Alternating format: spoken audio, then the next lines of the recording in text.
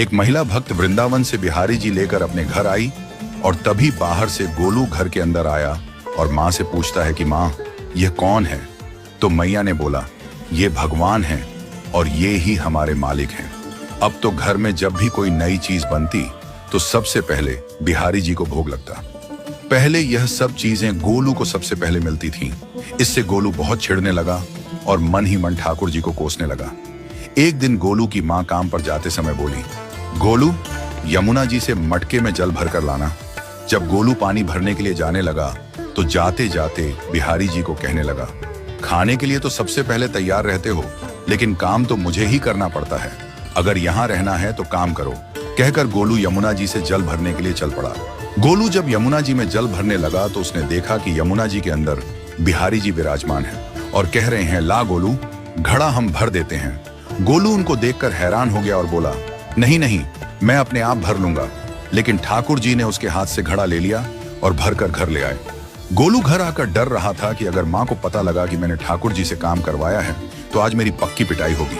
माँ ने घर आकर बिहारी जी को गीले कपड़ों में देखा तो एकदम से हैरान हो गई और कहने लगी कि गोलू, ये जरूर तेरी शरारत है, जरूर तूने ही इन पर जल डाला है। गोलू ने अपनी माँ को समझाने का बहुत प्रयास किया, लेकिन माँ ने उसको डांट कर चुप करा दिया और ठाकुर जी के भीगे हुए वस्त्रों को बदलने लगी।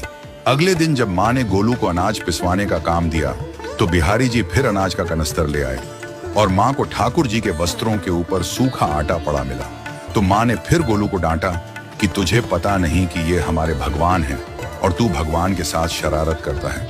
आज तूने फिर इनके ऊपर आटा फेंका है। तो गोलू शपथ लेकर कहने लगा, नहीं माँ, मैंने कोई शरारत नहीं करी है। ये तो मेरे हाथ से गेहूं का कनस्तर लेकर खुद पिसवा कर आए हैं। गोलू की माँ आज बहुत गुस्सा हुई। अगले दिन फिर माँ बोली, बेटा गोलू, आज तुम्हारे बाबा बाहर गांव से वापस लौट आएंगे। बस आज का ही काम है, तुम जंगल से थोड़ी लकड़ियां ले आना। गोलू फिर डर गया, कहीं ठाकुर जी फिर मेरे पीछे ना आ जाएं।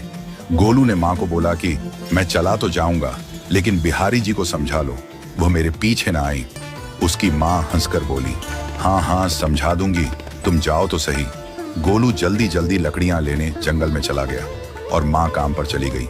लेकिन उस दिन माँ काम से जल्दी वापस आ गई और देखा बिहारी जी अपनी चौकी पर विराजमान नहीं है।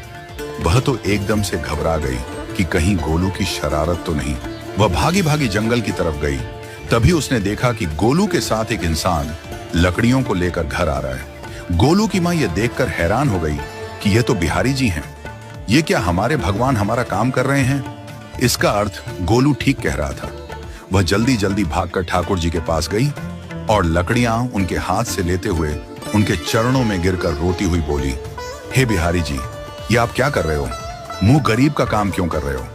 ठाकुर जी मुस्कुराते हुए बोले, हमें तो तेरे बेटे पर बहुत प्यार आता है। सब लोग हमें भगवान समझते हैं, लेकिन एक तेरा बेटा ही था जो हमको अपना मानता था।